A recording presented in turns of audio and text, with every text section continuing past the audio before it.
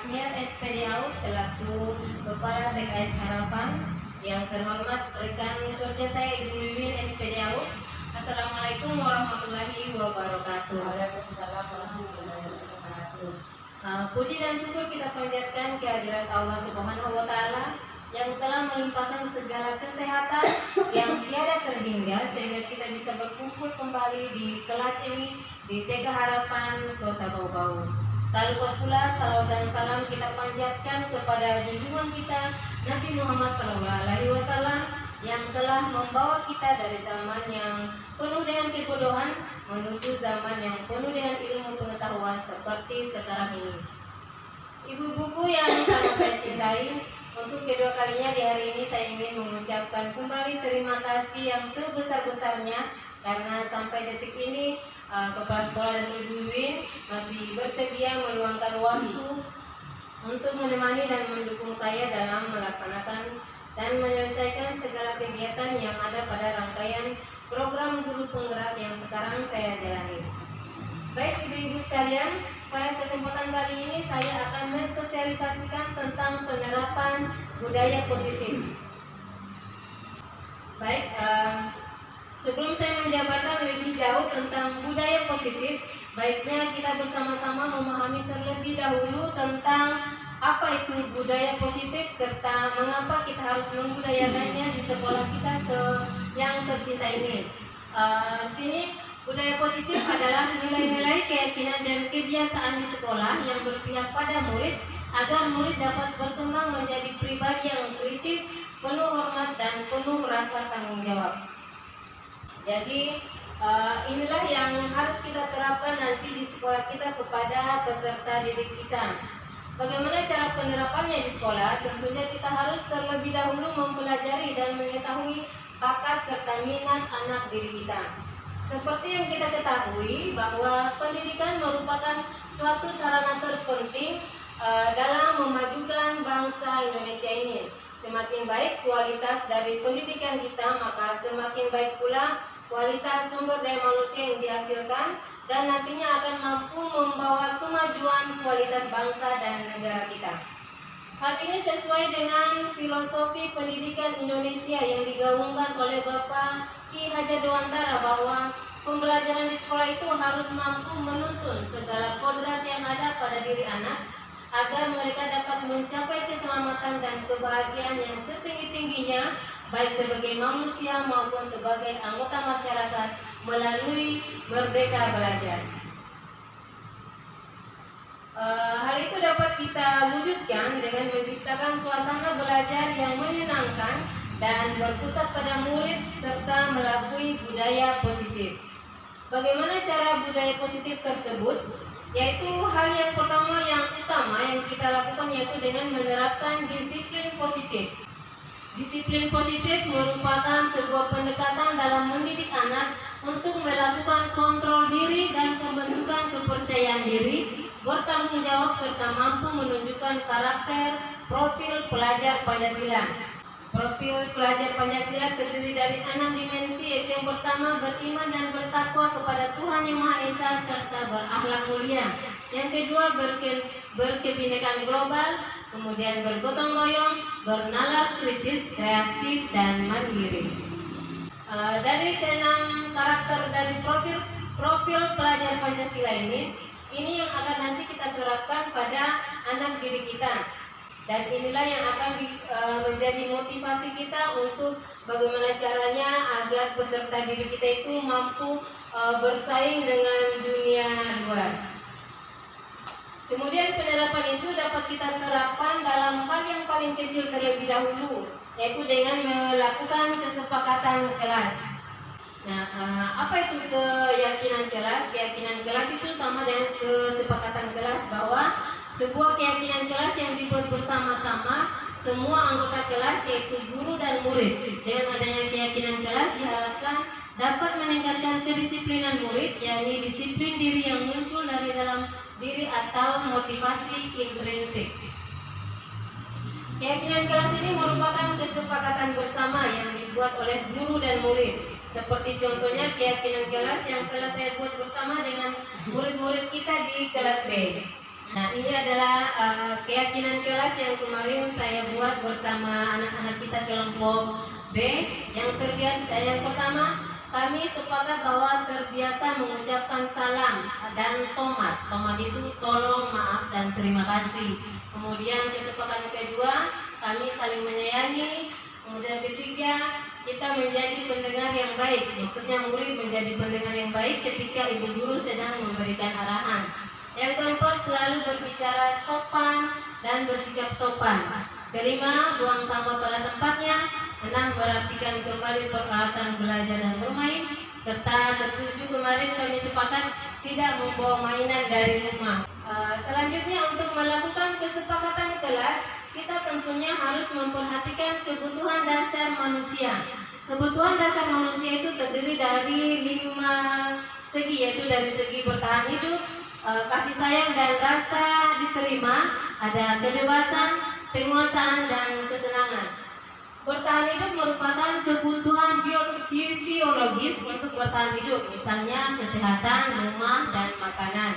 Kemudian kasih sayang dan rasa diterima meliputi kebutuhan akan hubungan dan koneksi sosial, serta hubungan untuk memberi dan menerima kasih sayang agar menjadi bagian dari satu kelompok tersebut. Kemudian ada penguasaan, merupakan kebutuhan pengakuan atas kemampuan. Kebutuhan ini berhubungan dengan kekuatan untuk mencapai sesuatu, untuk menjadi orang yang kompeten, menjadi terampil dan diakui atas prestasinya, dan memiliki rasa harga diri. Keempat itu kebebasan, kebutuhan akan pilihan.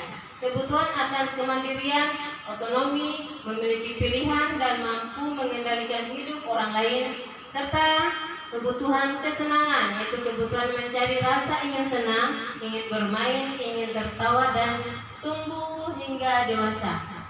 Baik, selanjutnya kita memperhatikan poin motivasi perilaku manusia.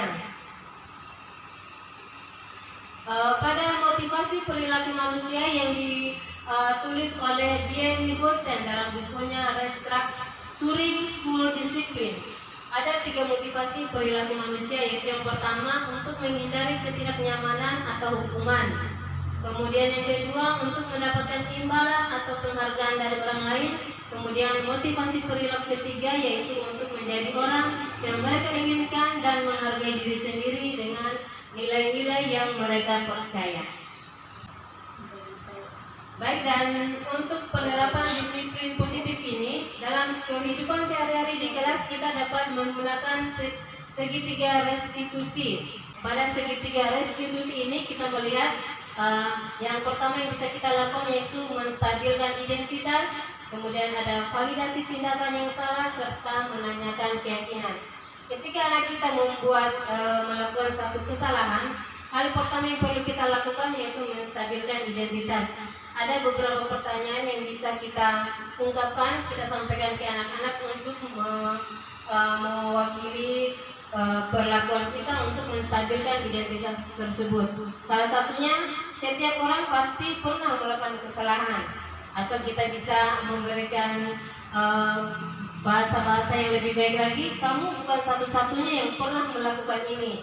Atau kemarin saya juga menggunakan kalimat kemarin ibu guru juga sering melakukan kesalahan itu. Jadi kesalahan yang dilakukan oleh anak itu memang sesuatu yang biasa terjadi.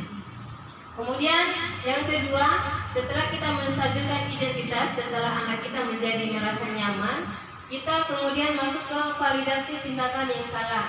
Kita bisa menyampaikan pertanyaan, kamu tentu punya alasan mengapa melakukan kesalahan itu. Atau pertanyaan juga, adakah cara yang lebih efektif untuk mendapatkan apa yang kamu butuhkan? Sekarang setelah kita mendapatkan informasi tentang menstabilkan identitas dan setelah memvalidasi tindakan yang salah dari anak tersebut, kita masuk ke menanyakan keyakinan. Keyakinan kelas apa yang telah kita sepakati. Jadi kita sesuaikan dengan kesepakatan kelas yang terlebih dahulu kita lakukan. Kemudian kamu ingin menjadi orang yang seperti apa? Jadi dari segitiga restitusi ini yang saling berkesinambungan ketiga modelnya. Baik, sampai di sini ada yang ingin disampaikan? Ada pertanyaan? Nanti Baik, kalau tidak ada pertanyaan lagi, pemaparan tentang penerapan disiplin positif ini saya cukupkan saja sampai di sini. Lebih dan kurangnya mohon dimaafkan. Wabillahi taufiq wal hidayah. Wassalamualaikum warahmatullahi wabarakatuh.